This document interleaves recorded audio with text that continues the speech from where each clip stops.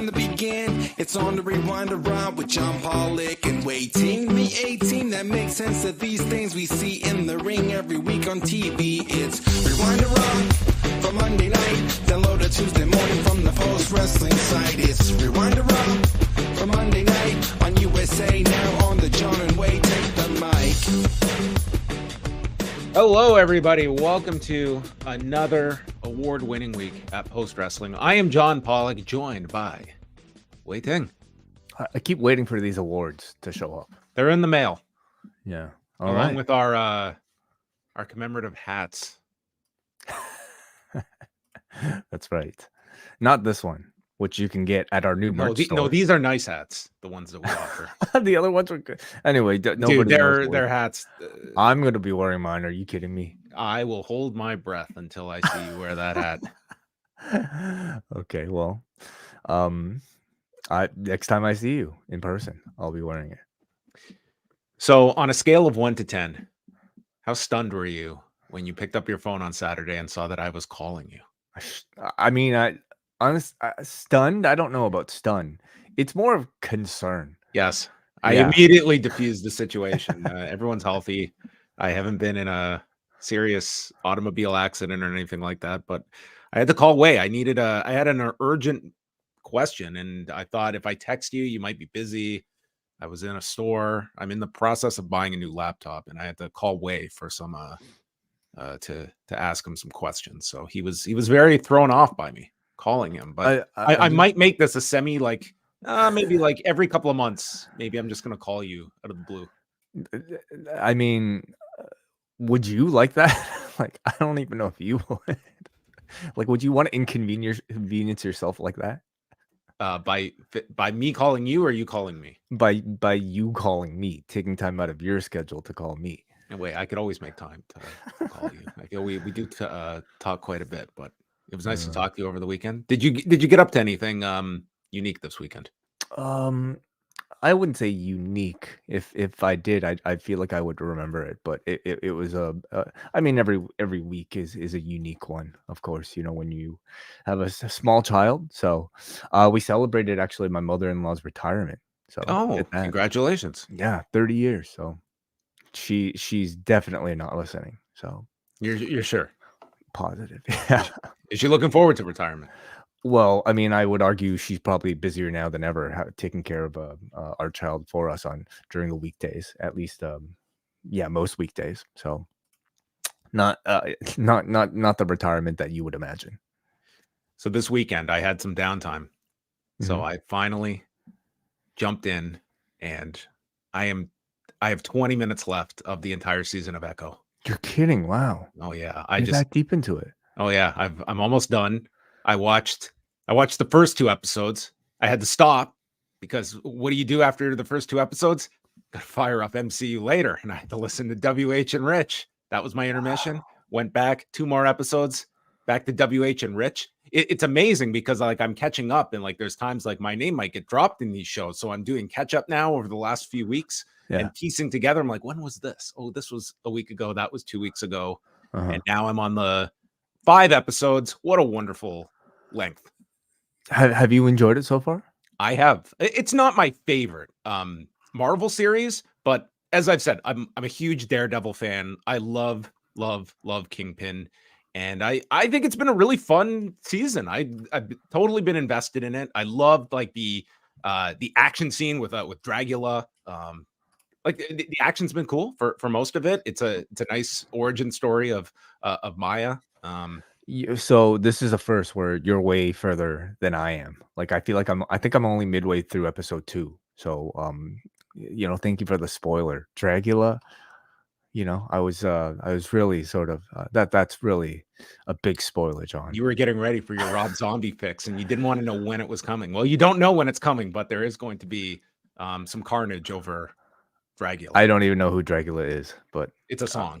But yes. I see. I'm really spoiling nothing for you, but no, I've enjoyed it. I guess are you kind of lukewarm on it? I'm kind of lukewarm on it, to be honest with you. Yeah. Maybe eventually I'll kind of get back to it. I'm kind of lukewarm on Marvel in general, to be honest. So if you recommend it, then I will definitely make time. I'm not like, to me, it was a good jumping back on series. I haven't watched anything since Hawkeye, and I liked Hawkeye quite a bit, but I haven't been inspired to watch anything since. So this was the Daredevil link, knowing that series at some point is coming, was enough. And trust me, the lack of 12 episodes would have been daunting for me. Like if I'm done 2 episodes and knowing there's 10 to go, I very much don't want to start a series that I know I'm not going to see the end of. So 5 was a willing commitment that I was able to make over a few days. Imagine feeling that way, which I don't think is unusual to feel at all, and then asking somebody to watch a show that never ever ends.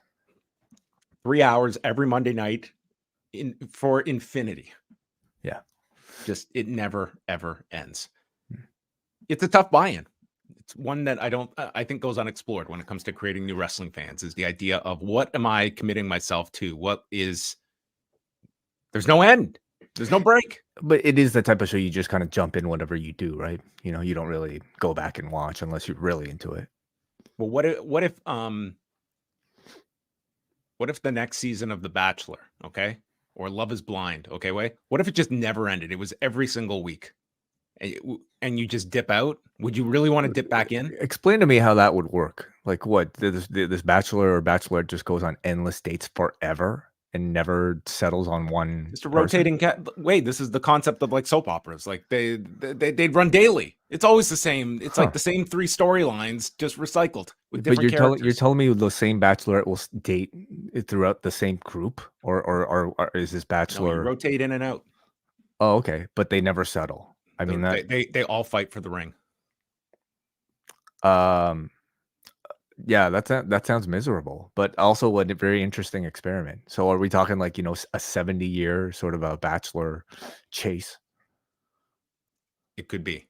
It's the never-ending story. Quest. Yeah. All right. Okay, moving on. We have a lot coming up this week, folks. We are going to be coming at you with several post-wrestling cafe shows beginning Thursday with The Smashing Machine, a documentary that was pretty renowned at the time in terms of being one of a kind for a deep look into mixed martial arts. It's a pretty gripping documentary profiling Mark Kerr, and almost a sub-story involving Mark Coleman and how these two intersect with one another, and the potential of these two friends fighting one another at the Pride Grand Prix in 2000. But the main focus is Mark Kerr, who at this time is touted as and is performing as one of the best heavyweights in the entire sport.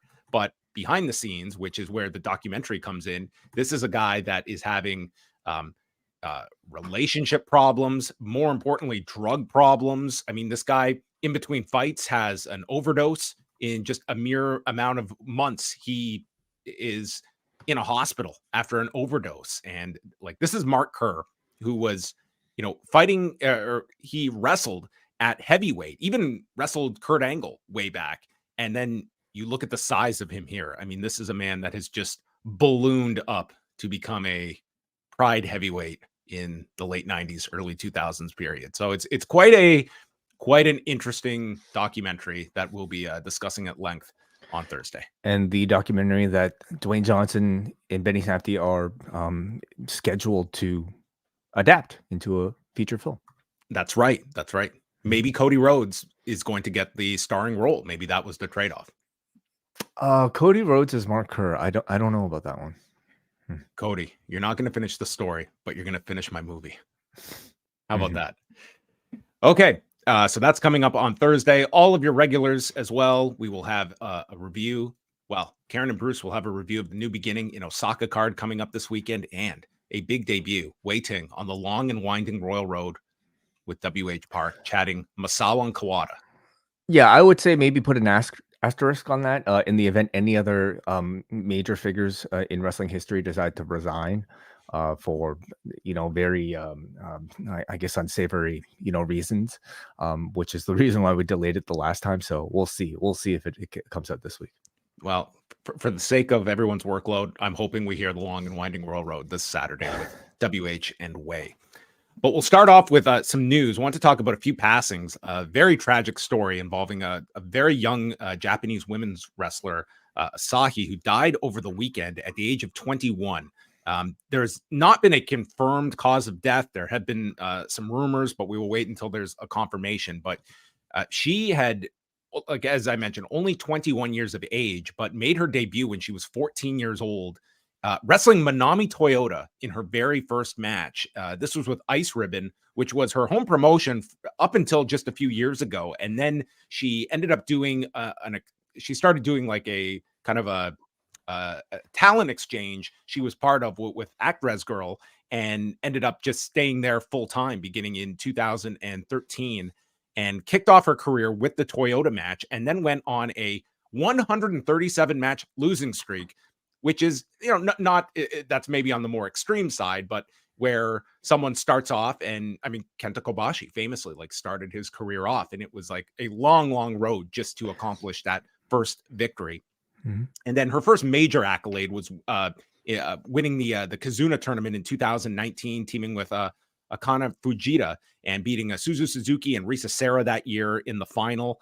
She took a year off in September of 2020, and then came back the following August. And she had competed several times, challenging for Ice Ribbon's main championship, the Ice Xfinity Championship. And yeah, her last match was just last Wednesday. So very tragic story involving someone who, again, 21 years of age. It's a very sad story coming out of Japan over the weekend. It's awful. Yeah. I've never seen Asahi wrestle, but just the incredible amount of pain I'm sure everybody who's attached to her, whether it be family or colleagues, must be feeling right now is completely unimaginable. Anytime you hear about somebody passing at such a young age, it's terrible. It's absolutely terrible. Also passing away over the last couple of days is Richard Caster, who, I mean, in wrestling circles, people are going to have, obviously he is the father of Max Caster of the Acclaim, but this was like a really like well-known New York Jets player. He played for a number of teams in the NFL, but died last Friday. He had been battling Parkinson's disease for some time. And he was born in Alabama and then went to Jackson State and was drafted in 1970 by the New York Jets in the second round, and would end up playing wide receiver when Joe Namath was with the Jets. And then it was while he was in the NFL that he was turned into a tight end. So he switched positions mid-career and would play until 77 with the Jets. This included 3 appearances in the Pro Bowl, and then was traded to the Houston Oilers, had stints with the New Orleans Saints, and then finally with the Washington Redskins, which was where he won his one and only Super Bowl in 1983 when Washington beat the Dolphins. So what was involved in a number of charities afterwards, including he was on this board of directors for the Head Injury Association, which was dealing with people that have survived traumatic brain injuries. So was heavily involved in things post-career, and including Max. He had 5 children and his wife, Susan, that he leaves behind. So condolences to the Caster family, but you can read a lot about Richard Caster online, like certainly much more well-known in football than his son being involved in professional wrestling. But our condolences to the Caster family. Let's chat a bit about, we'll get to the Rock and Roman Reigns stuff, but we should first discuss the Rossy Ogawa story that broke on Sunday night. Rossy Ogawa is done with Stardom, and this came when Stardom put out an announcement that Rossy Ogawa has been terminated from his contract, and in their release, citing the poaching of talent by Rossy Ogawa as the reasoning for this. Now, more news has come out in light of this, that this was hardly something that was a secret within Stardom. And going back months, it was known that Ogawa was planning to be leaving the company. He has now confirmed that he will be starting a new promotion, and it looks like this is sort of the link. And I think it will depend on who you're asking about talent that is being poached for this potential new promotion versus talent that we're also unhappy in Stardom and are loyal to Rossy Ogawa. And I mean, we have Taro Okada, who is the president of Stardom, flat out telling Tokyo Sports that they are expecting talent to leave Stardom once their contracts are up. So this is going to be a very pivotal period when it comes to the Joshi wrestling scene, of this divide when it comes to the leader in Joshi wrestling in Stardom it's losing its co-founder in Rossy Ogawa, and what kind of a power vacuum there is within the Stardom locker room that is loyal to Ogawa or simply don't have faith in the current leadership in Stardom. But with Stardom, you have obviously the pipeline with Bushiroad. It's, I would say, if you're a talent in Stardom, you're looking at where is the more stable side of things. You look at Bushiroad, like that comes with a stability to it, but there definitely is more to come with this and the fallout and what becomes of this new promotion that Rossy Ogawa is looking to launch. And just to maybe make things clear about this particular story, because when it broke last night, details were very vague, and I saw a lot of audience, or at least people in the X sphere, suggest that there's some relation to WWE in all of this. There doesn't seem to be, or do we simply not know anything about that? Well, it looks like Rossy is launching this company, and I think it's a natural question to wonder, is WWE going to have some kind of partnership? Obviously, they can't with Stardom because Bushiroad has an existing relationship with AEW, and the politics of that get very confusing. But in theory, like, there would not be anything stopping WWE that is now working with All Japan that we have seen, that seems like they do not have this sort of these enclosed borders that a Vince McMahon led WWE did. So, I mean, that is to be determined if we will see if there is any kind of WWE part of this equation as well. Yeah, I mean, it's very interesting, and certainly maybe recalls the Pro Wrestling Noah All Japan exodus of potentially a wide number of talents following one particular person to start a new promotion. I hope the end result of all of this is perhaps more interest in the Joshi wrestling scene, and maybe more jobs available for everybody and more competition at a higher level. I think all eyes will be on whatever this new promotion might be, and also on Stardom to see how they might try to survive a mass exodus if it happens.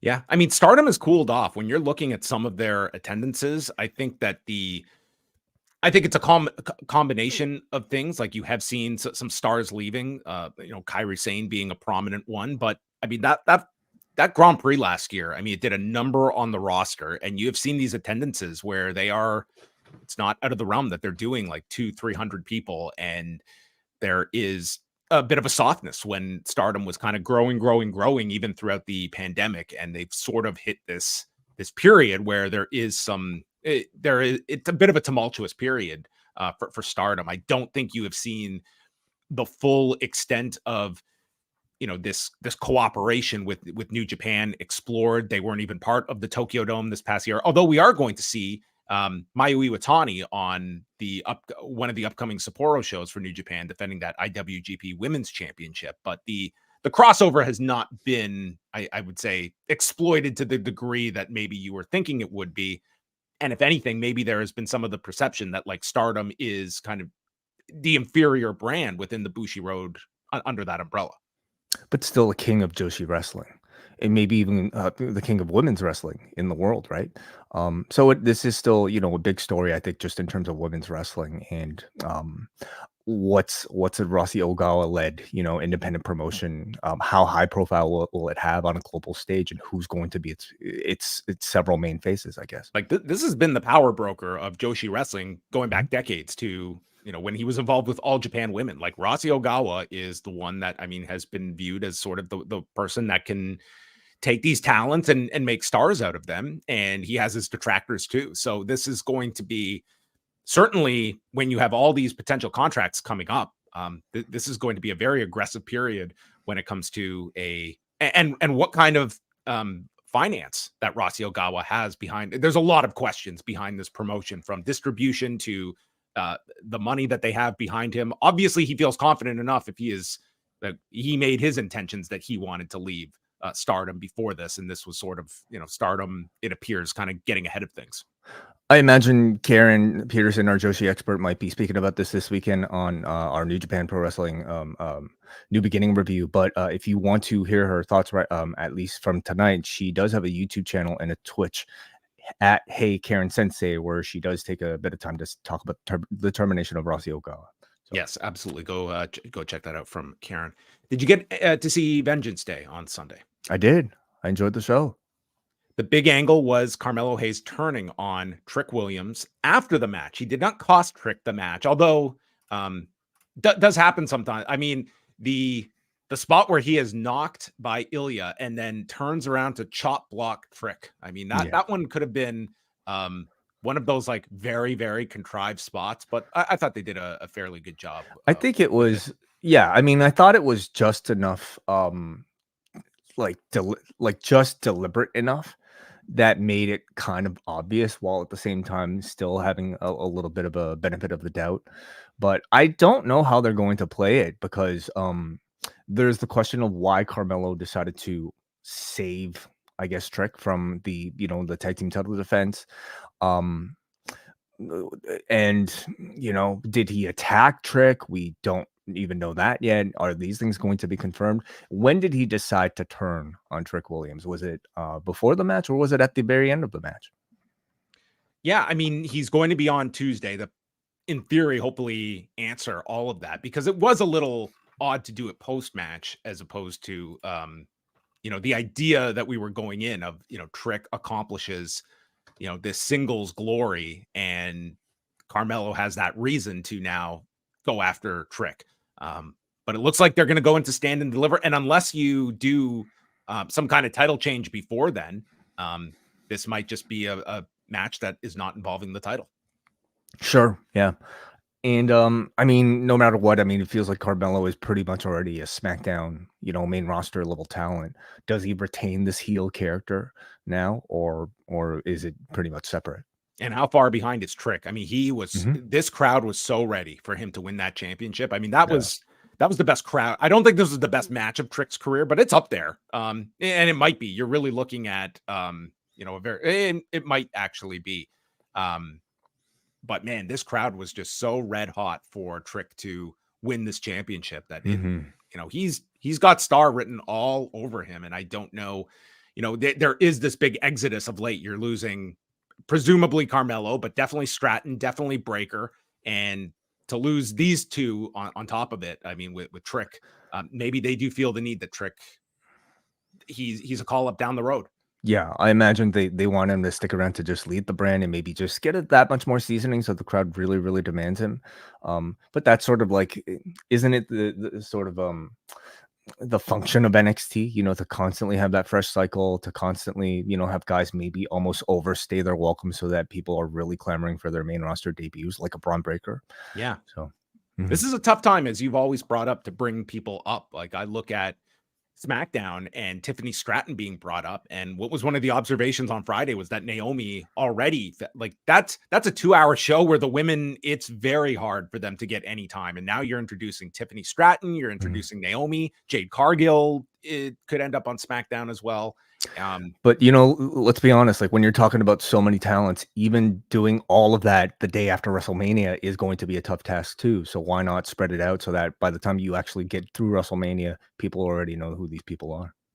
I also thought Dijak and Joe Gacy had a really entertaining no DQ match. I thought getting Joe Gacy away from sort of the like spooky character and more into like, this is like just an extension of like CZW Joe Gacy, and Dijak. I mean, whenever they call upon him for one of these big matches on a takeover or premium live event, I mean, this guy always delivers in these kinds of settings. And I just thought this was a really entertaining match on top of it. So you've got all of that. And then their next TV special is the Roadblock event on March 5th, and then Stand and Deliver on WrestleMania weekend.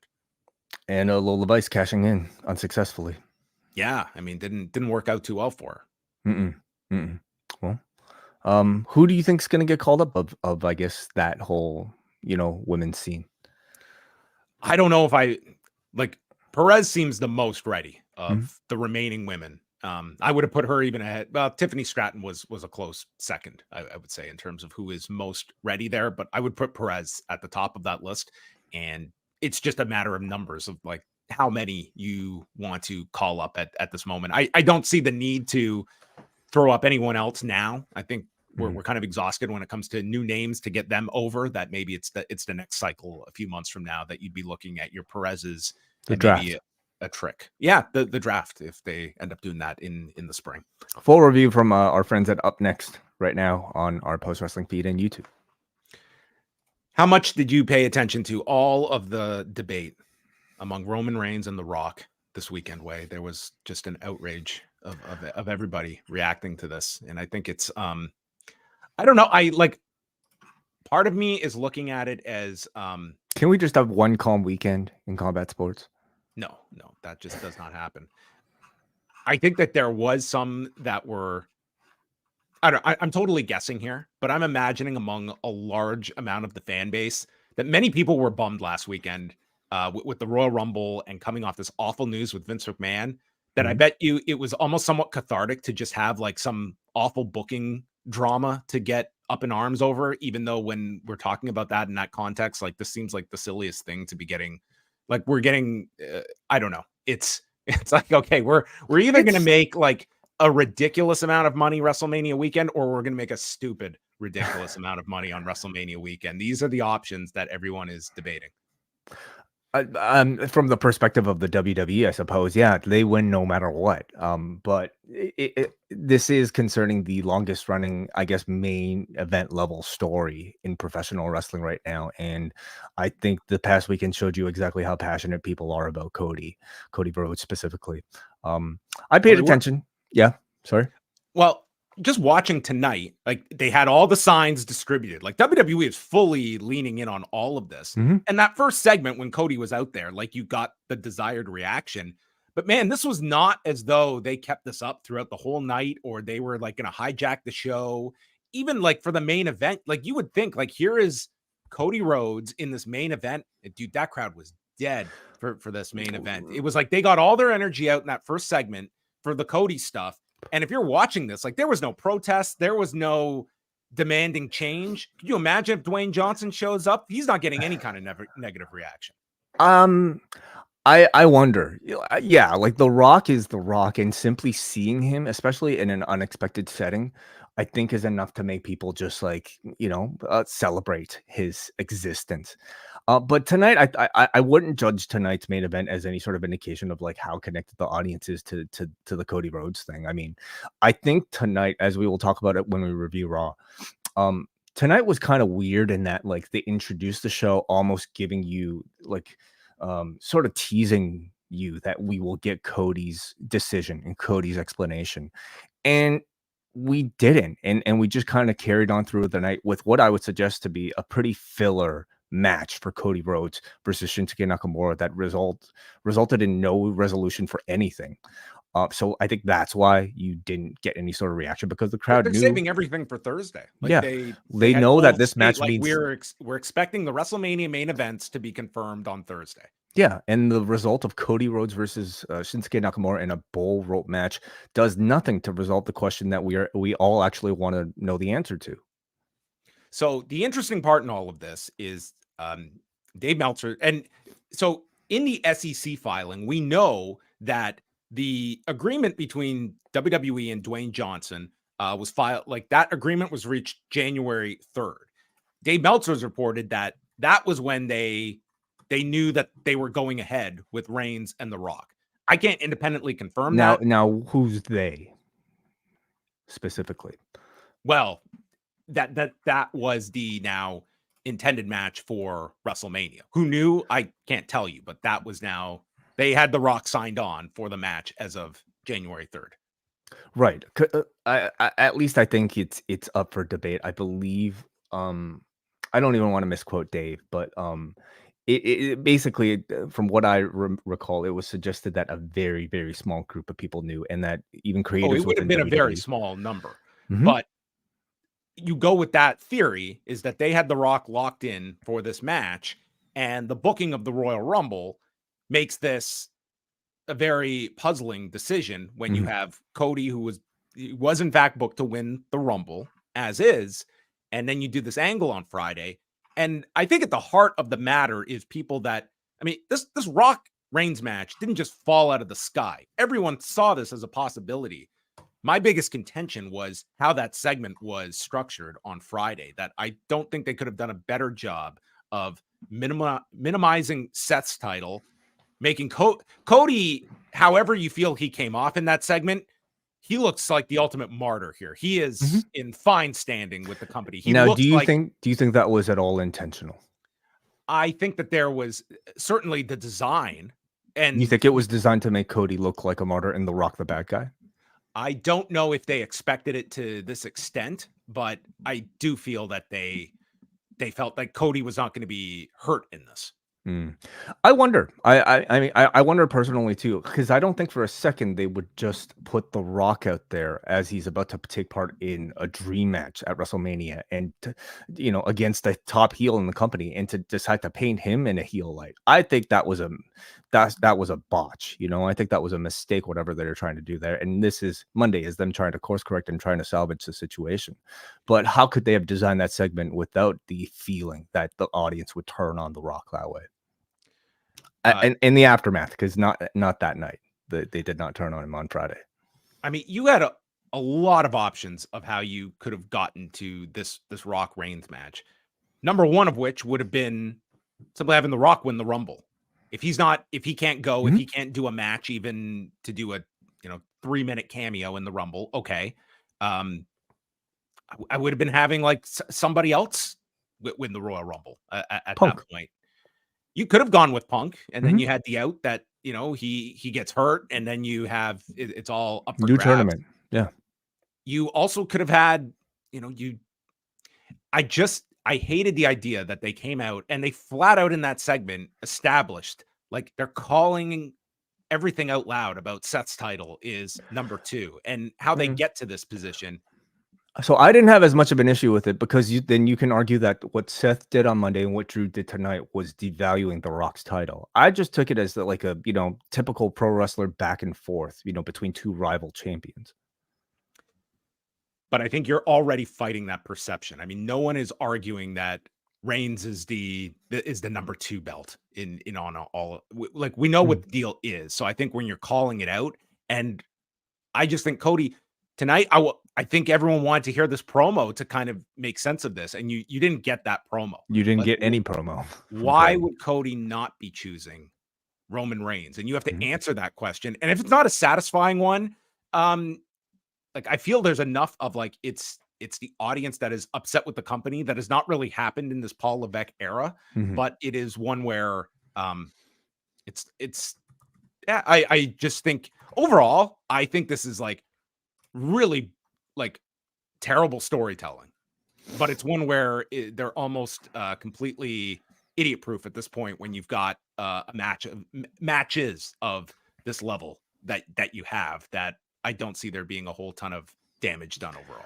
I think we need to see what Thursday result in. Like once we finally have the WrestleMania card, I think we can determine whether or not this was bad storytelling. We can definitely say Friday, if it was, everything proceeded from Friday as intended. Yes, we could call it bad storytelling. But I'm very curious to see what sort of course correction and what sort of pivot the WWE employs now that they know this very strong audience reaction. And they pretty much acknowledged it. And to me, like, tonight's episode of Raw was kind of inconsequential, except for the fact that they very much acknowledged the audience reaction. You even had Michael Cole at times say, I want to see Cody finish the story. I want to see him win the championship his dad never won. They would not be doing any of that unless they were intending on paying this off, or at least showing the audience that they were listening and that they will do something to satisfy the audience. So how did they get there? What would be the way you do that? Like the winners face off night 2? Yeah, that's been suggested. I can't see The Rock not being involved at this point. Like he's a part of the press conference. He's going to have that match with Roman Reigns. I can't see. I mean, they could pivot to a 3-way. They can certainly babyface The Rock in terms of The Rock is the one that lays out this scenario that we're going to see the end of a story night 2 because if I beat Roman, I need to establish that I am still the great one, and I will. You could do that, and that baby faces The Rock, and that gives you that's one way to get there. It certainly is. Yeah. I'm very curious to see what their options are and what they will do on Thursday. Because come Thursday, if everything is as is right now, and the only matches we're getting are Cody versus Seth and Rock versus Roman, I think It's I still going to don't. be a massive WrestleMania, and it's still going to have It's 60 yes. plus thousand people in each night. Like I don't think this is some like they're not so dependent on like this. Here's the other deal, okay? Of all of this, like let's just assume they've got one night with The Rock, okay? Mhm. And had this been laid out, okay? Rock is going to do the match with Roman. We've already teased it, and let's say the match with Rock was going to happen in Saudi Arabia, or was going to happen at SummerSlam, or next year's WrestleMania. Mhm. How are you booking Reigns and Cody this year at WrestleMania? Are you really having Roman lose before The Rock? Yeah, I would. Because the title, the Rock is not challenging him for the championship. He's challenging him for the head of the table, and that doesn't require a championship. See, I think you're not doing that match when you've done this 3.5-year undefeated streak and he hasn't lost a singles match, and you're going to do the Rock match without the title after a loss. It's still big. It's still just as big. So is this year's WrestleMania, but you're trying to make it like, what's the optimum promotion You for that match? optimize by paying off the Cody story first and then going to the Rock match. I don't think there would be a prayer that they would have Roman lose when they've got the Rock match in their back pocket for a later date. Yeah, I just don't think it matters. Like, I think it's more important to have Cody win than it is for the Rock to lose and face Roman. Or Roman lose and to face the Rock. But we're probably getting a bit off course here. Well, that's going to happen on Thursday. The main event of the week is in terms of this being like a distraction to the Vince McMahon story. Was this? I think people are getting a little too ahead of themselves, thinking like that this is going to just erase the Vince McMahon story. Like you're just like, was this the lost. Rock taking the bullet for TKO and putting himself out there, making him the controversial bad guy to take some steam away from Vince? I mean, we can't say for sure that it's not, but I also the Vince McMahon story isn't going away. This is going to be the cloud over this company. It is not the cloud over solely Vince McMahon. This is a cloud over the company. And I'm very curious on Thursday if like you will number one, it's a very interesting setup because this is in Las Vegas. It is Super Bowl week in Vegas. Very smart on their part because you're going to have a lot of sports media that are going to go probably on a quiet day to go cover The Rock doing a WrestleMania match announcement. So you'll have a lot of like sports media there. You're going to have a lot of like mainstream media potentially that is already in town. And you are in Nick Khan's hometown. Is Nick Khan going to be doing any kind of promotion, any kind of media interviews? And are questions going to be asked of people? There are media availabilities for the people that are there in Vegas, including Paul Levesque, including Dwayne Johnson. I won't say I'd be stunned. I'd be very surprised if Dwayne Johnson is asked any question. I just imagine a reporter getting two questions with Dwayne Johnson and is not going to be bringing up that, but I could be completely wrong. So I shouldn't even be guessing on that one. Paul Levesque and Nick Khan I'm more interested in. I would say of the people available that would most likely be doing any kind of media, they would be the two I would think would get those questions asked of them. It wouldn't surprise me if The Rock was, he should be. He absolutely he's the biggest should. name, and he's attached. I mean, you saw him in the photos with Vince McMahon. He has a history with Vince McMahon. I think he deserves, to for his thoughts to be asked of as much as anybody. But I have a feeling everybody will be very prepared this time around, and if they weren't, that would be a big story. But I have to imagine everybody, all the principal players, Paul Levesque, Nick Khan, Dwayne Johnson, maybe even every member of the roster at this point might have a prepared answer to give, for that topic. Maybe if Paul gets a question, he will. You know what, guys? I'm going to pull up Shawn Michaels here by satellite. He's going to field this one. Yeah. And Shawn is going to be Hunter's official spokesperson for all things related to this case moving forward. Any other just things you've seen in terms of coverage of the Vince story? Any we have seen some more reactions from people in the industry as well. It's some of it's been, I mean, kind of the reactions you've somewhat expected. Others, it's still been very quiet. Like for all the, it's not like anyone is, jumping to speak on this that is in the company or even kind of on the periphery of the industry. It's been few, but there's been some. Right, right. I think for me, maybe what's more notable is hearing more from Ann Callis, the lawyer for Janelle Grant, and kind of hearing how like getting her updates about what she's been receiving from other people who might have been attached to the WWE and have experienced similar things, and just sort of like getting a sense of how willing she is to pursue this versus just settling, and of course, like. I mean, I believe like, they'll give every indication that they're not willing to settle as the case is in progress. But can we believe that, we are going to get some sort of resolution and real answers about what exactly happened? Or is this all progressing towards a settlement?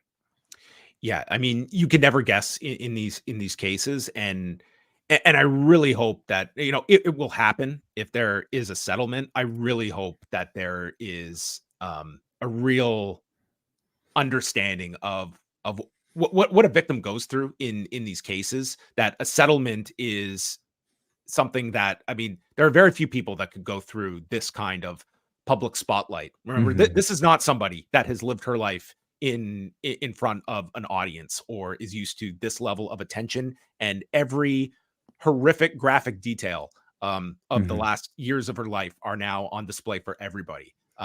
You're right. Yeah, she is completely entitled to accepting it if she feels it's best for her. I guess just for the health of or for my own sort of sense of justice, like I want to know everything this man did, and I want to know the truth behind it.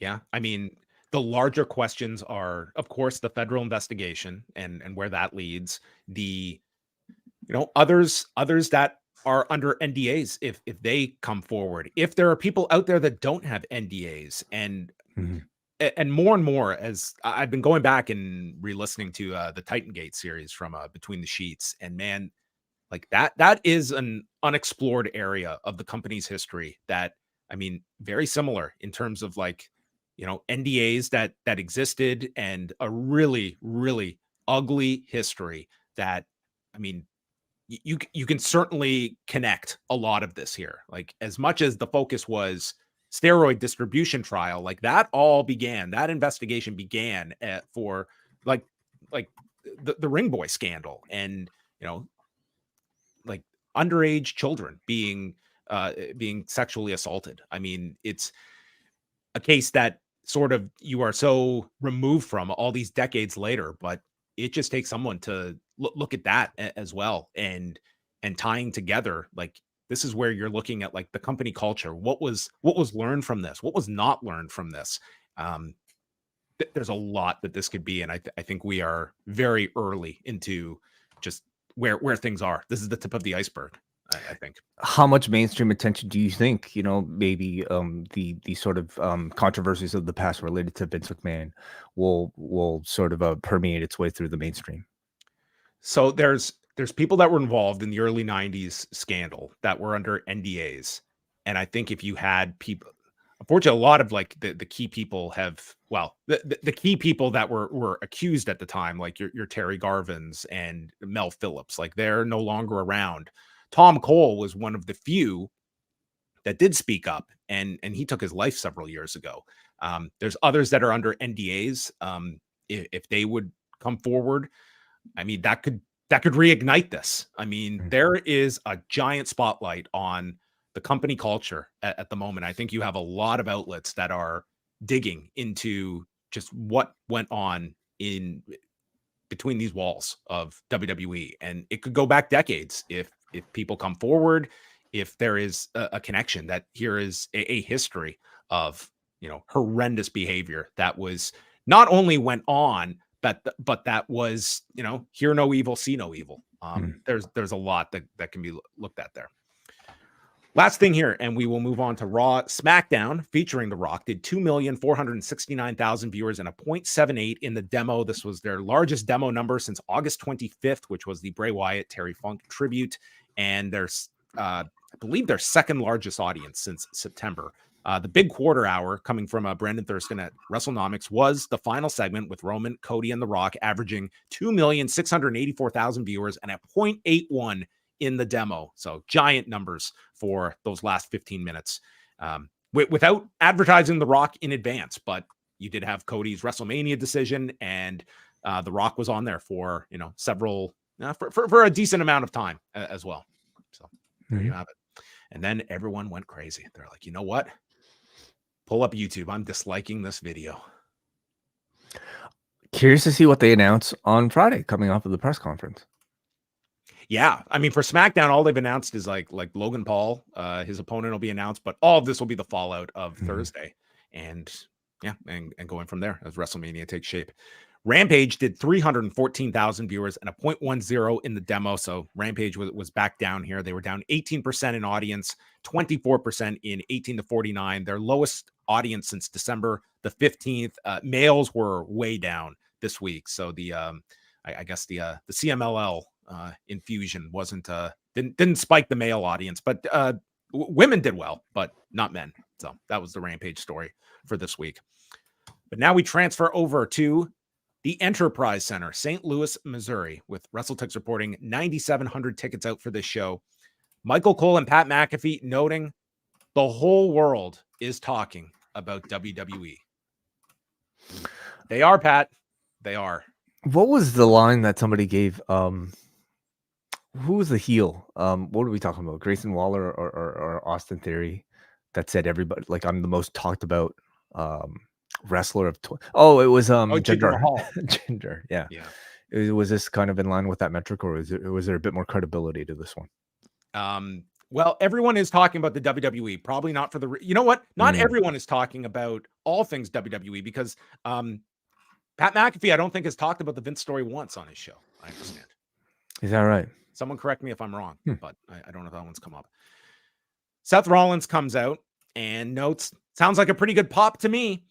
And he brings up SmackDown, and the crowd boos. And you can see the signs out there. They're all the "We Want Cody" signs that, some intern went to the local Kinko's and just got a bunch of photocopies. I mean, really fine going out here for, what would you say? That's like Verdana. Size 22 font. Yeah, maybe it's a sans serif. I mean, the intent was to make it look homemade, wasn't it? They've done this in the past with the Cesaro section, I believe, like with the Yes movement, I suppose, as well. So, you know what they really should have done for the true tie-in? What's that? Times New Roman. Very good. Times New Cody. I don't know. Part of this is also like, it is sort of that, it's like the company is like now. Is it uncool because your parents are into it now? I didn't think this was cool over the weekend. Like, I honestly, I might be in the minority here, but when I was seeing, I know the "We Want Cody" is the hashtag they're pushing and stuff, but fans were really pushing the justice for Cody. And I'm sorry, but it's like, justice for anyone right now, and we're talking about a storyline, I just think it's in poor taste. I think, quite honestly. So anyway, and then we got chants of Rocky sucks. Cole asking if it's 1996 all over again. And then they moved to "We Want Cody." And this sounds like, okay, we're going to have a pretty loud, vociferous crowd throughout the night that is protesting this pending main event. But it was really contained to these opening 15 minutes because Cody is called out and he comes out, big reaction for him. And Seth is stating, I need this match with you as much as you do, because I need to prove that I'm the best and I need to beat you, Cody, because you're the best. And so he wants to erase those 3 losses to him from 2 years ago. But before Cody can answer, Drew McIntyre interrupts and he says, what happened, guys? I took out CM Punk and then you were supposed to face Rollins. But then Rollins, you got into his head, and points out the fact that Rollins points out that he is 2-0 against Drew. And then Drew brings up, well, you've lost to Cody 3 times. So anyway, this is Drew trying to get involved here. And it ends with a Glasgow kiss to Seth, who goes down. And then Cody fights off Drew McIntyre. It felt to me like a segment that, for one thing, was to distract everybody from actually getting an answer from Cody until Thursday about what his selection was going to be. But what I got from it was the fact that it told us that the WWE was deliberately acknowledging the fan support for Cody Rhodes. It's maybe not like, certain times in the past where they're just going to kind of like plow through it and just pretend it doesn't happen. They've learned. And I think, especially Paul Levesque is smart enough to know that you can't just ignore something like this. Instead, they're using it to their advantage. And Cody walked out here and looked like a different level of star tonight. And he didn't even, all he did was give up his WrestleMania spot. So the martyrdom has completely worked, and they're amplifying it tenfold here, or doing their best to. So whether or not it's intentional or not, I still think it was unintentional, but they are rolling with it. But seeing them acknowledge it this hard, it has to indicate to me that they are planning on giving a satisfying result to the audience. And I don't know if this audience will be satisfied with anything but Cody Rhodes versus Roman Reigns. Well, I think the difference with this era of the company is that, 10 years ago when we were talking about Bryan Danielson, I think your audience genuinely believed that they did not see this guy as a star. Whereas in this WWE did, you mean? WWE did not. I mean, it took a lot of convincing. And even when they put the title on him, I think there was like they already knew like the end date before Danielson got hurt. Now, this case, this audience is savvy enough. They all know that they see Cody as a star. And I think all of them know this guy is winning the title. It's just a matter of the date and the time that he will be winning this title. And which title?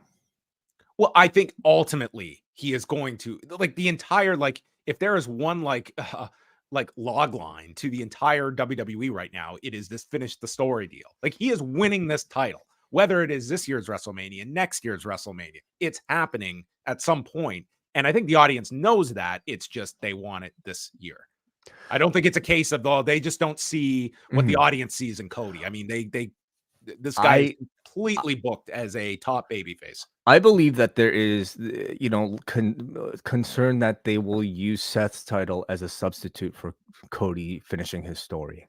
And like any title win at a WrestleMania will be enough to satisfy. Even though Cody did specifically state, "I want that championship."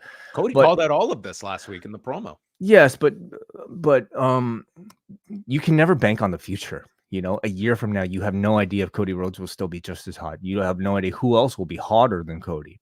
And I think audiences. I think last year beating him and seeing where he is this year, I think you would double down in that confidence if you're the company that, listen, even if the company was super confident last year, you have to imagine there was some doubt of, okay, if we beat Cody at Mania, what if we missed the peak? What if the timing was perfect last year and they gambled on it and it paid off? He stayed hot all year. He's hotter this year than he was last year.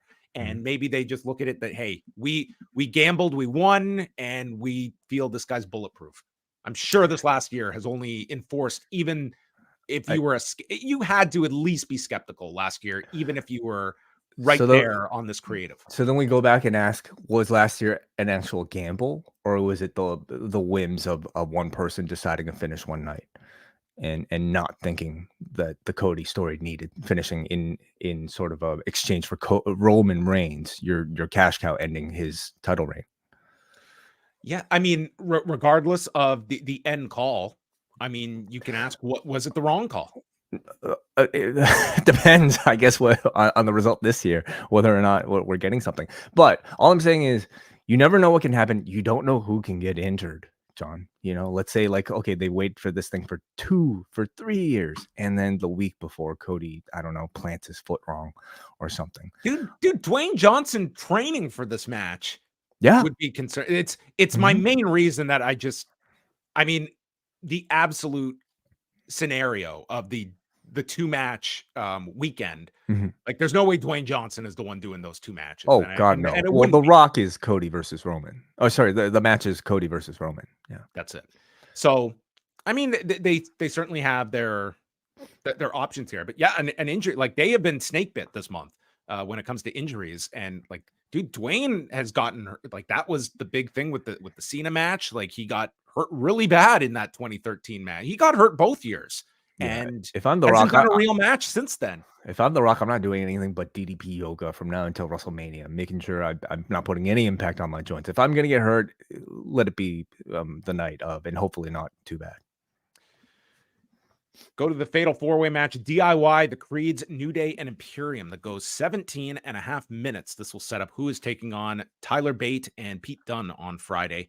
We saw Woods here climb to the top, and Ciampa stops him and hits an air raid crash to Woods off the buckle to all men on the floor. So all 8 are down.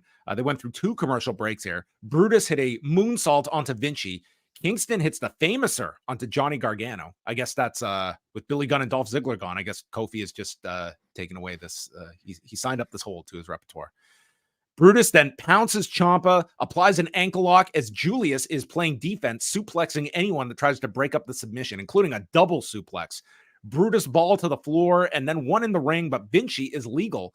Ciampa is legal, and they end up disposing of them and hit the meet in the middle on Vinci for the win at 17:33. So you're going to get DIY against Pete Dunne and Tyler Bate on Friday, which if that one has time, which hopefully it does, that's going to be a killer match.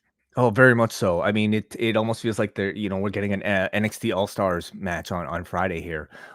So I think you had a taste of the style, from tonight's match. It was very fast paced, just a lot of action to keep the audience entertained and engaged. And I thought they also crafted a lot of memorable moments for the Creeds as well. So continuing to make them feel like they're like on this main roster. That, and also making sure that you're actually remembering them. So I'm really looking forward to DIY versus whatever they're calling them, British Strong Style, or I guess Cole caught himself calling him Butch. He had to quickly correct himself. Yeah. Baszler's putting on her gi and black belt, mentioning the last time she was in an Elimination Chamber match, she eliminated everyone and won the match. And Becky has never been in an Elimination Chamber match. So this is our qualifier. And Becky stating she needs to beat Shayna because her future is on the line. So this was the focus was on Becky's arm that Baszler targeted. And this was Baszler getting to wrestle like a Shayna Baszler type of match. Very submission focused and working a body part, and Becky having to overcome the injured limb here to try and hit her with the manhandle slam, which was thwarted many times throughout the match. We watched Liv Morgan watching from the back, where they announced she will take on Zoe Stark next week in another qualifier. So Becky's left arm is damaged from the attacks by Shayna Baszler. And then there's a counter to the manhandle slam, and Shayna applies the ankle lock, then snaps the arm on the top rope. And then she wraps Becky's arm around the rope like you're giving yourself a Kimura, where she hooks the finger onto Becky's outfit, and Becky just removed her hand. It's like, I'm not going to keep this here. This was an attempt at something. Yeah, I mean, she has very elaborate outfits. You don't know, how somebody's hand might get caught. And it was an attempt. Becky then fights back. They trade slaps. Kirifuda attempt gets reversed when she climbs on top, goes for the armbar, counters a gut wrench, and the sequence leads to the manhandle slam after multiple teases, and wins in 12 minutes and 40 seconds. And it's the idea that Becky is entering an elimination chamber, surprisingly, for the first time ever. Mm-hmm.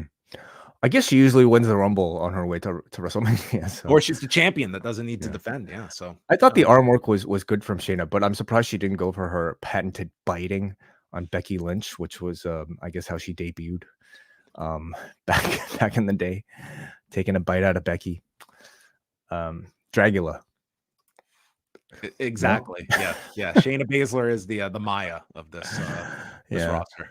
This was a pretty substantial match, a singles match for TV, especially for the women's division. They were given 2 segments here, filled with a lot of activity. There were a lot of near falls in this match, but maybe to your point about the crowd, dude, this crowd fell off a cliff. Okay, I wouldn't say they ever got that high of a level. They did for the tag team match, but not even for this Becky match. The 4-way. Yeah, it was primarily from this point on, and then that third hour. I mean. I'm sorry, St. Louis. Like, it was like a corpse. Kathy Kelly interviews Liv Morgan, who says, I've been out for nearly an entire year. I lost nearly a whole year of my career.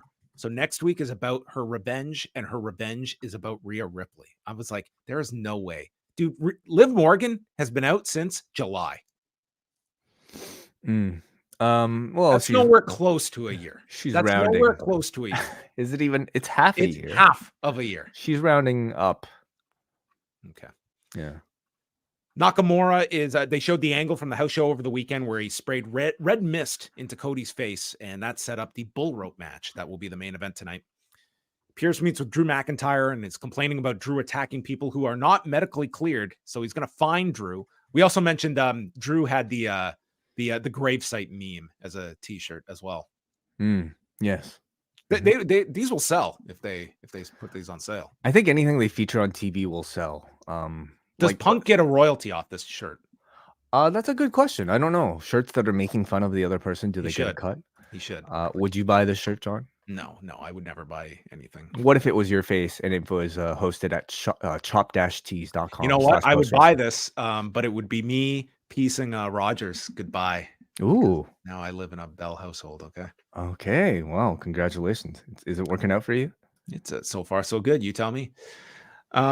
Ripley comes out. She's pissed. She wants Nia Jax, wants to rip her bloody head off. Pierce says, we've got a format here. You're screwing up the show. So she says, or he explains, I'm going to give Nia Jax a title shot at Elimination Chamber. Like, Nia really wasted her time in the Rumble when it was so easy to do it this way. It's kind of true. I mean, we know this. If you upset the champion enough, you will get your shot. Yeah. Jax comes out, just blows past Pierce, attacks Rhea. They get into a pull apart with security, and then Nia just avalanches the security and Rhea, hitting her with the Annihilator. And this did get heat. The crowd did respond to this, so they booed Nia, and that's. I mean, realistically, this should probably go on last at the Chamber show. I'm not so sure. Yes, it's Rhea Ripley, but it's a foregone conclusion. Who's going to win the match? And I don't think the quality of the match will be good enough. So I'm expecting the women's chamber to close the show, and then maybe a stare down with Rhea. That's a good way that you could do it, or vice versa. Rhea wins, and then Becky comes out at the end because Becky will be booed in that moment.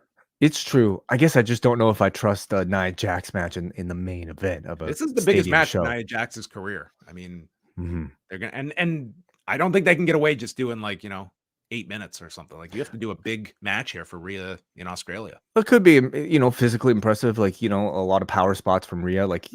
Do Hogan Andre.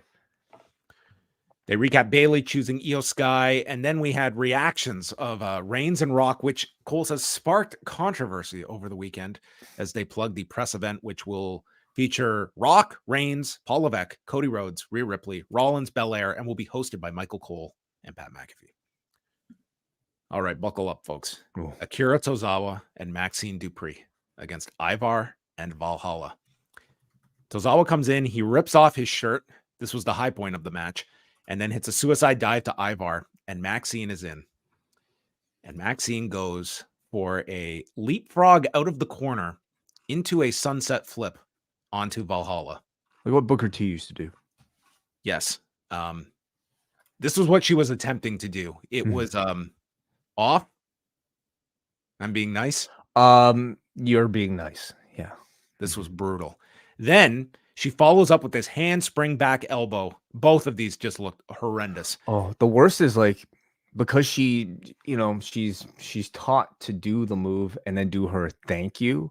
It's the most awkward thing because she's saying she's celebrating moves that looked awful. Yeah, this happened in the Rumble too. Yeah, this was just one after the other. Ivar's in with a Tozawa and lands a spin kick, and then Maxxine distracts Ivar from landing the Doomsault. So Valhalla gets rid of Dupri, and Ivar grabs Tozawa and hits a World's Strongest Slam off the turnbuckle for the win. This was miraculously only 2 minutes and 4 seconds, but just a brutal match. The good news, okay, because I always bring up this point when we talk about Maxxine Dupri, she worked both house shows over the weekend. The bad news, these were literally her first house show matches ever. Right.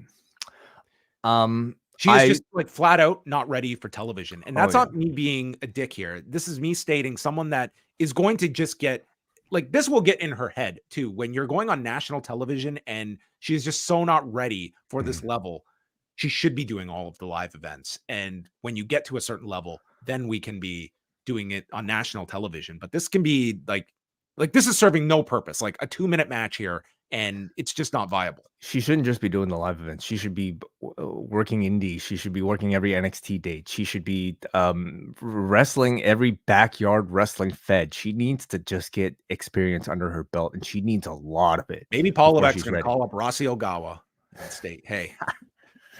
Yes. Yeah, they found their brand new star. I said this on a Rumble review. This is one too many like chances. I think that she's failed. She started off with the spark, but I think she's just really has not looked good in a long time. And I think she's becoming the definition of running before you can walk. Like, because she got over doing that Japanese Ocean Cyclone suplex, they feel they have the need to just give her spectacular, fancy moves every single time. And she's failed more than she's been successful. And it's just, I think it's embarrassing for the show, to be quite honest. Like, this should not be the level of talent that I think you're featuring on Raw. Judgment Day is reflecting on the two teams that they could be facing for their tag title shot. And Dominic notes how Rhea isn't in a good mood. JD's got Miz tonight. And then R-Truth pops in, one of the most over people on the show. And JD threatens him, but he's busy. He's got a match. So Truth just assumes last week's beatdown was an initiation. Finn gives up and just walks off. He can't deal with him. Priest tells him, just make yourself at home. And he walks off, giving up as well. And then Truth sees a box of shirts, and they're the Judgment Day shirts with his name on them. So he takes this to be his indoctrination into Judgment Day. Now, what are these shirts actually doing here? They realize they can make money off of these. So Judgment Day are going to exploit R-Truth for his merchandise revenue. Okay. And he signed over his name, image, and likeness. Is that how that works? Yeah, they got him. They got him on the Judgment Day NIL deal. Jackie Redmond interviews The Miz. Doesn't know if Truth is a genius or he's crazy, but that's why we love him. And declares war. So our war was JD McDonagh and The Miz. JD is now known as the Necessary Evil. Which in New Japan, there is no necessary evil.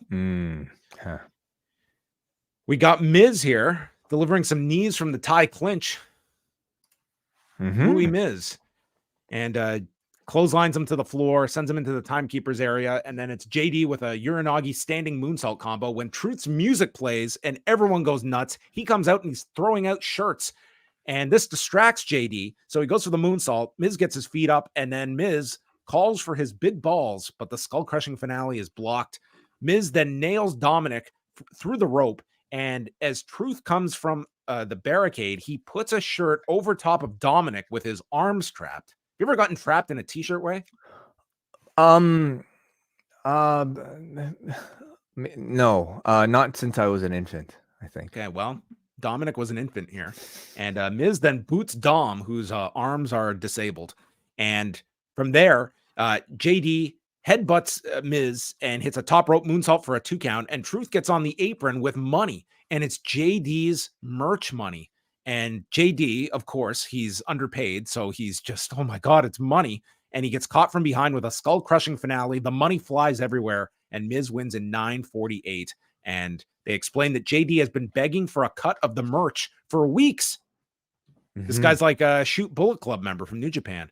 And finally, he received his payment here. But then Truth took all the money back, and Miz and Truth leave together. So this was they made it seem like this was a plan by Truth. I mean, Truth is still playing very much like, Miz, what are you doing? You know, I mean, or maybe him collecting all the money was just him specifically targeting JD. So to distract him, we don't know. To be quite honest with you, I haven't been as into this R-Truth stuff over the past couple weeks. I'm getting to the point where I'm kind of ready to see this thing evolve, and that evolution might be one of the Judgment Day members finally embracing and taking on R-Truth or joining R-Truth. It kind of feels to me like it's spinning its wheels a little bit from the heights of Live, Laugh, Love. That was the peak of this run. They showed an update on CM Punk going under surgery last week with a cameo here from Dr. Jeffrey Dugas, very big in the orthopedic world. And Punk explains this is more mental than it is. He can handle the physical pain. It's the mental side of things that is the tough part, but promises the greatest comeback of all time. And Michael Cole says he's going to be out for a couple of months. I'm curious to see if they keep these up. I mean, I love, these sort of behind the scenes things, and especially, for a baby face that, especially one of your biggest baby faces. This is getting these sort of content updates is great. Will they follow him as he goes through the months of physical therapy? Listen, CM Punk looks to be in, like, injury aside, he seems to be in pretty good spirits here in WWE. I would not want to be the camera operator that is tasked. We want you to follow Punk around throughout his rehab daily. Just show up at his house, film everything, and you're on Phil duty. I think it's perfect time to start a podcast if you're Phil Brooks. It went so well since his last one. Mm-hmm. Vinci and Kaiser are in the ring, surrounded by pillars for Gunther's ceremony, and out comes Gunther to a pyro display. This is my segment where I am just going to just marvel at this man. This guy's now replaced Nakamura in terms of my most enjoyable part of Raw each week. He's Gunther become a great promo. Yeah, I don't even need the matches from him. You can have him wrestle once a month. That's fine. Just give me Gunther promos.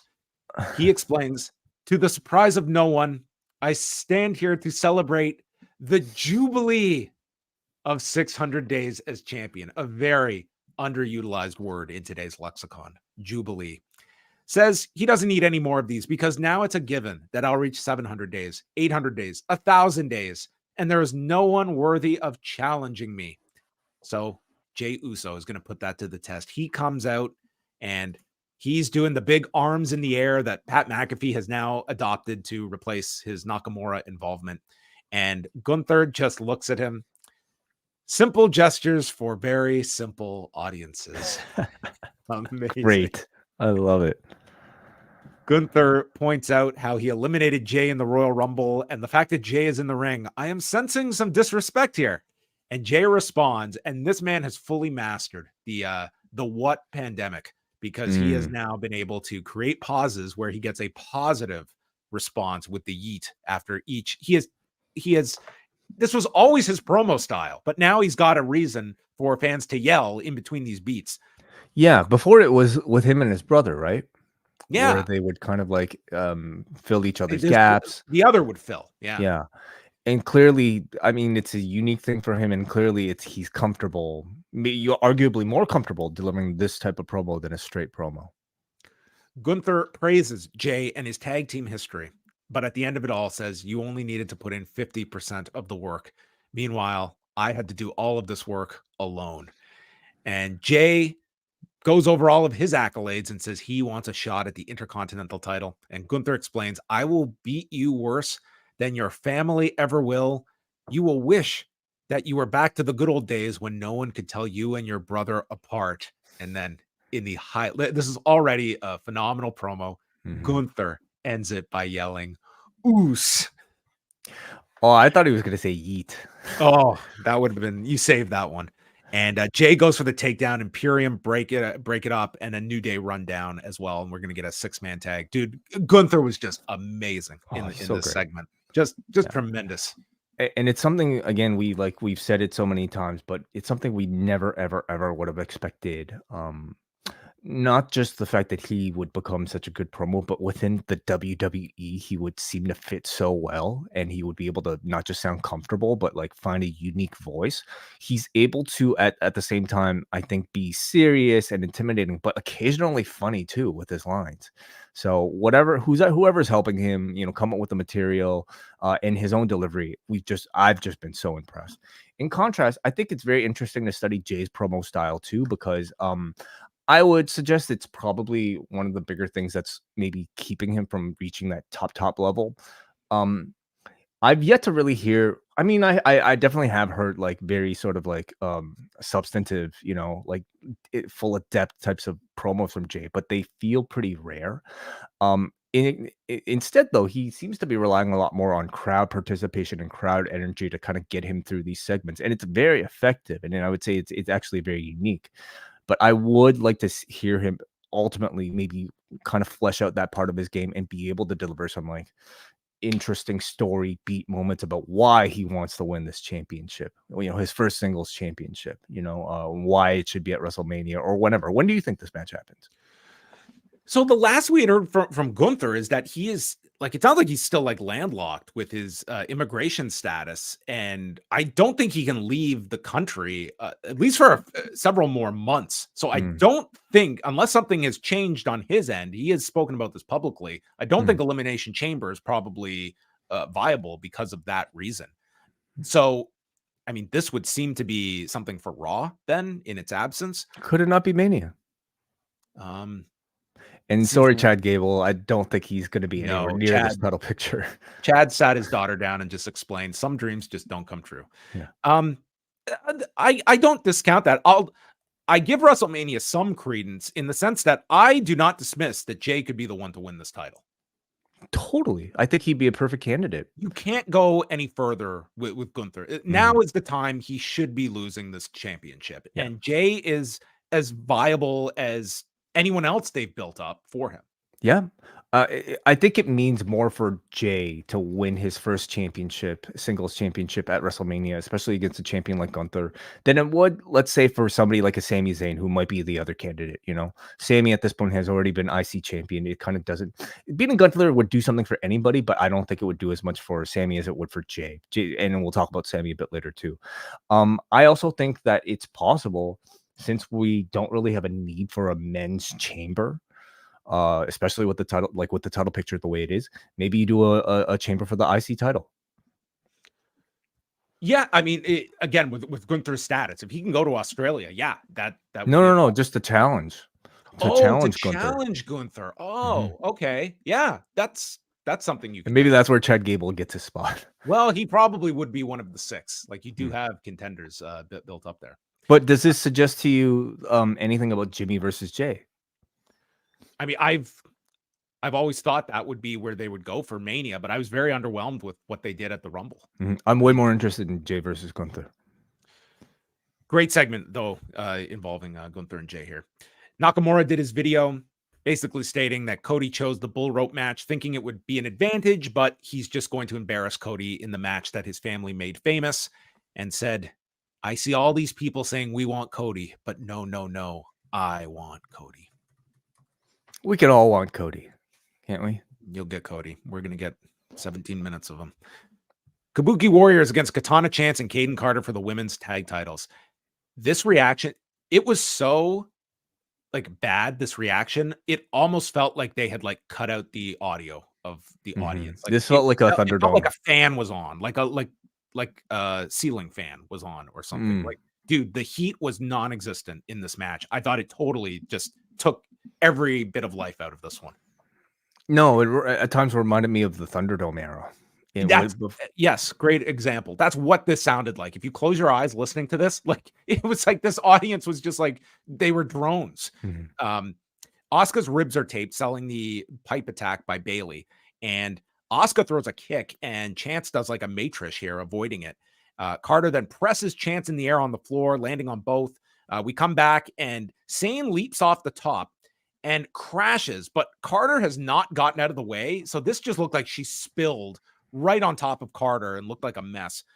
They double team Chance with a forearm kick combo, and then they hit the after party on Asuka. Kyrie makes the save at the last second. They set up for the keg stand, but Zayn trips Carter, so Chance crashes. Carter sent into the steps, and then Asuka holds her for the insane elbow. 950, the champions retain, but just a dead match from this crowd. And I thought that at least the work here would be very strong, but I wouldn't say that this match really reached my expectation level at all. It just seemed to be a match that dragged, and I didn't expect it from these 4.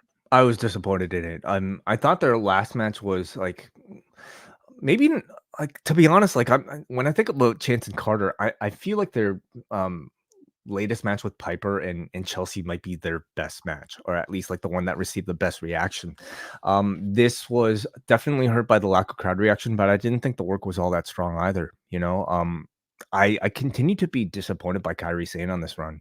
I don't think she's looked as good as she has in the past.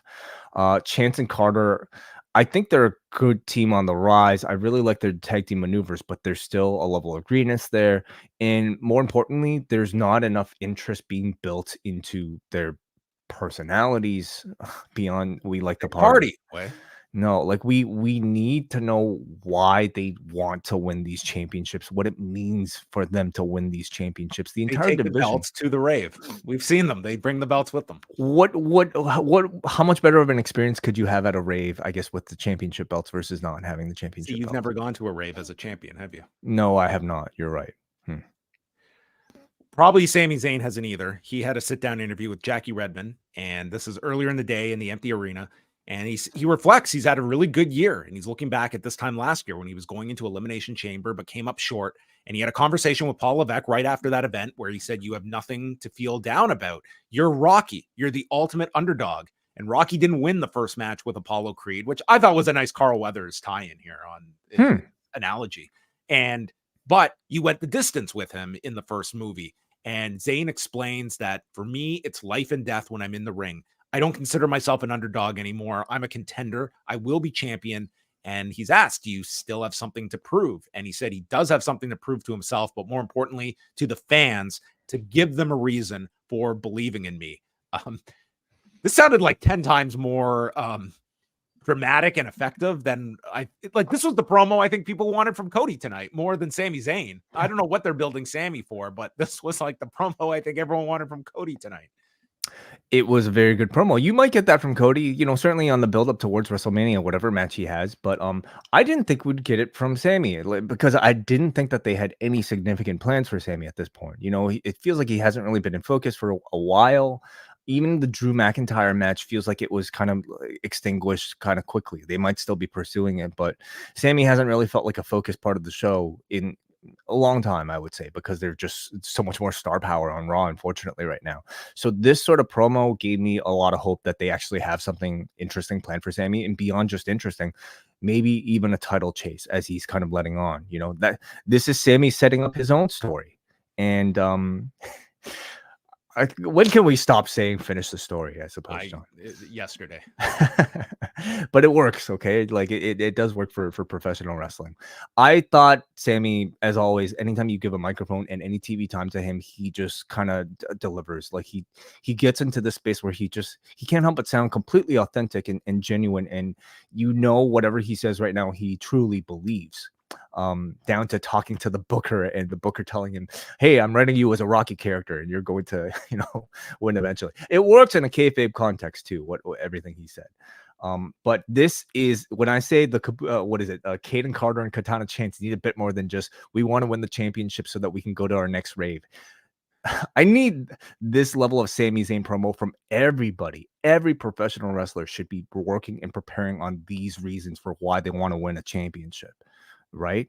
Sami holds up the belt at the next propaganda show. Fine, let that be it. Like his dream is to hold the championship at a propaganda show. All right. So maybe that's a story. And Clubber Lang on night 1 of WrestleMania. It looks to be the direction. Hall of Famer Clubber Lang. So next week on Raw in Lexington, Kentucky, Imperium take on Jey Uso and the New Day. R-Truth against JD McDonagh, and Liv Morgan against Zoe Stark in another qualifying match. They will have more to announce, I'm sure, for Raw next week. Cody Rhodes and Shinsuke Nakamura bull rope match, which they note they are using the same bull rope that Dusty Rhodes and superstar Billy Graham used in the Indian bull rope match from August of 1978, which who in the hell was holding on to this thing? I find that to be an amazing stat. I mean, I'm WWE keeps everything. Are you kidding me? I'm sure how like worn out would this rope be though, man? Like, so again, maybe it's probably not even WWE. It's probably within Cody's own actual possession as they kind of let on, right? It was passed to Dustin. And then did he not use? I don't know if it was the same one, but I seem to recall maybe that they did that bull rope match at the Supercard of Honor with Jay Lethal as well. Maybe we saw this bull rope in person. With Cody? With Cody when he was with Ring of Honor. Oh, interesting. That's interesting. Yeah. Mm-hmm. I wonder. I feel like this stat might have been mentioned in AEW as well. So, I mean, this rope has, seen a lot of sweat and blood, and I hope it's been sanitized. I'm sure it hasn't. Cody is yanking Nakamura into the post with the bull rope. He's pulled off balance as he tries a Cody cutter. And then his knee is yanked into the apron by Nakamura. So Rhodes then works a figure 4, but Nakamura breaks it with the cowbell. We go through 2 commercial breaks. This crowd is just on autopilot. Cody cuts off a Kinshasa, lands a Cody cutter. That wakes this crowd up, and he hits a pedigree for a 2 count.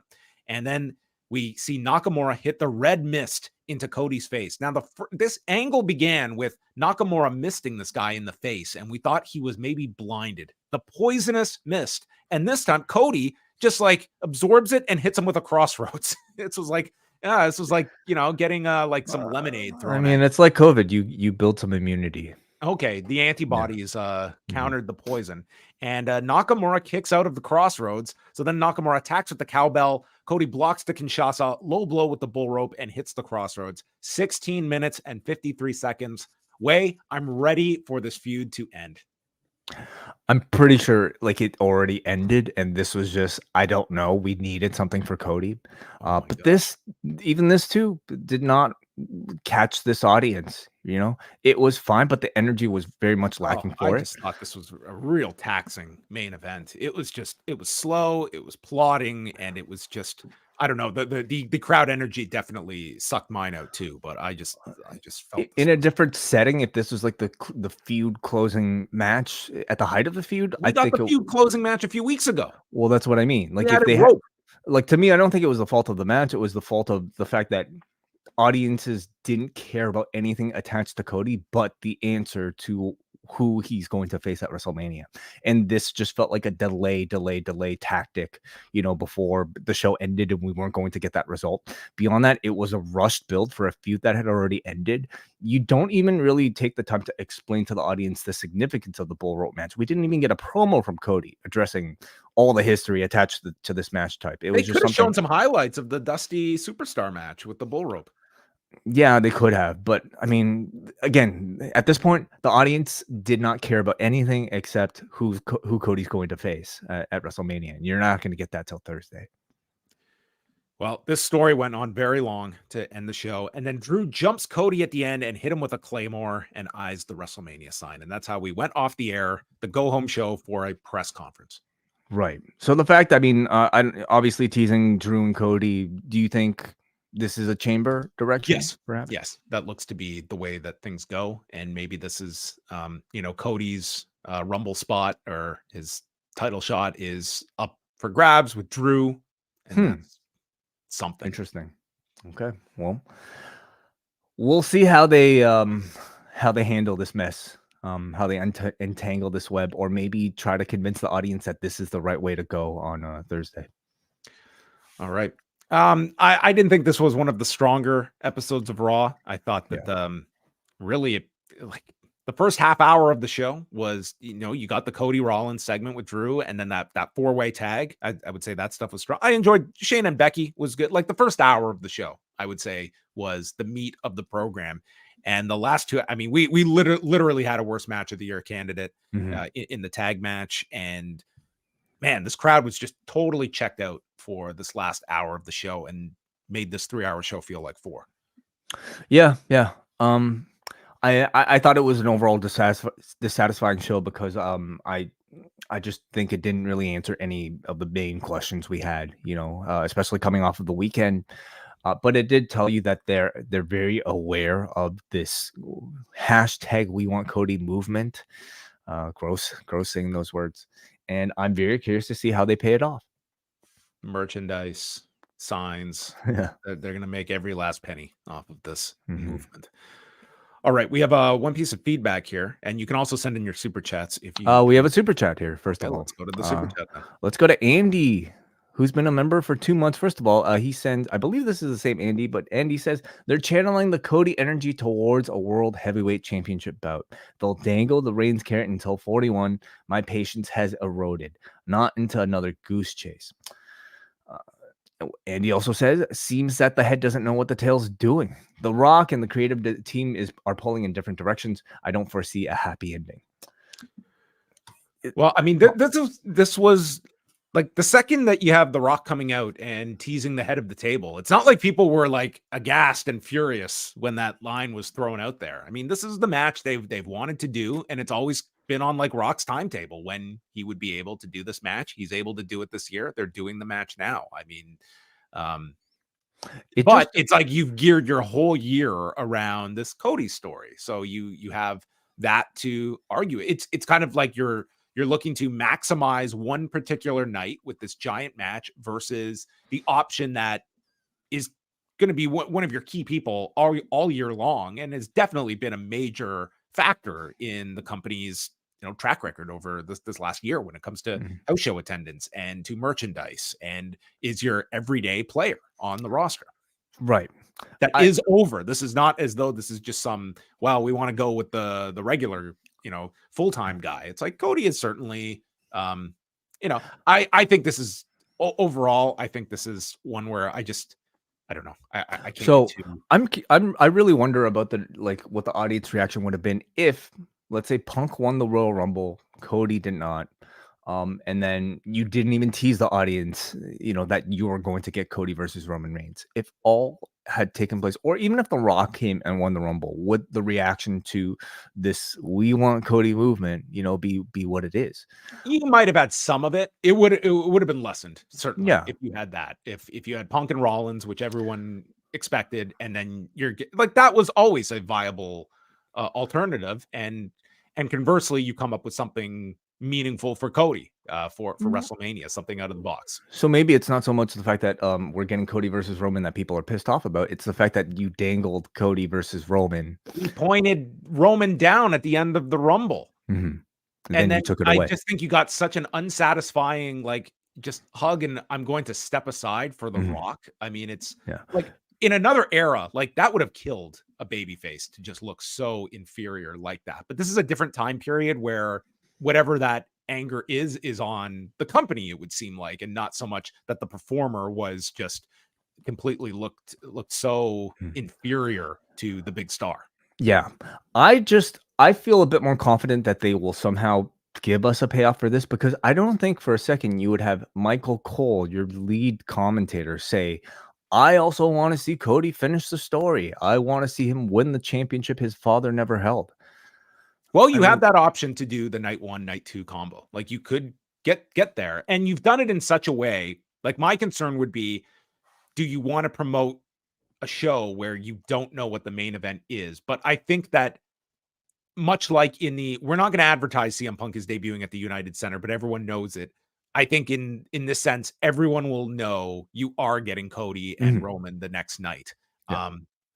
And that shred of doubt that maybe you're going to get Roman and Rollins, but I think everyone knows, okay, it's the mystery matches night 2. You know what you're getting on night 2. And yeah, and that's a fine way to play this for Mania. And they could set that up on Thursday. And I think that will greatly end this couple days of people being outraged by this. But listen, the worst case is that you do the night 1, night 2 scenario as it's posited, and you delay the Cody win. It's not going to be the end of the world either. And Cody's going to be looked at as like something was taken away from him. And instead it's like, you're going to get there eventually. All eyes are on Thursday in more ways than one, not just the answer to this, but to also see if there's any media questioning. I'm more interested in that aspect of it for this event on Thursday, much more than any WrestleMania matches being announced. I think this is going to be one of the rare opportunities that you're going to have to a Paul Levesque between now and, well, he will probably speak in Australia, and then he's probably not going to have any more of these kinds of availabilities until Mania. But that's important. And again, it is Nick Khan in his hometown. He's going to be there. And does he do any interviews? Does he lay low? And Dwayne Johnson too. I think all three, it's more than fair game that they should be asked about a much more significant story than WrestleMania. But we'll see. Okay, one piece of feedback here is Manny from Pacoima. A great 4-way tag match will now lead to a very anticipated tag match on Friday as DIY take on the yet-to-be-named British Strong Style. Gunther and Jay sounds like it could make for a great match, and the crowd singing along to Jay's theme was pretty cool. Overall, an enjoyable edition of Raw. The crowd at GCW's The Coldest Winter 2 was one of the best crowds I've been part of. Everyone cheered loudly for Mike Jackson during his entire match. I definitely recommend checking out the trios match of Los Desperados versus Starboy Charlie, Titus Alexander, and Bodie, as well as Chris Bay against man like Doris. And as Richard the Bird always says, chopped teas will beat anyone's advertised price, or your mattress is free. Oh, we sell mattresses now. Yeah, move over Casper. Yeah. That is correct. Chop-tees.com, our brand new merch store where you can get all of our post-wrestling designs, including the long and winding Rhodes t-shirts. We've got Nubian Wrestling Advocates now have their own t-shirt. Of course, we have our post-wrestling trucker cap, zip hoodies, everything. Chop-tees.com/post-wrestling. Check it out now. Shipping is on them.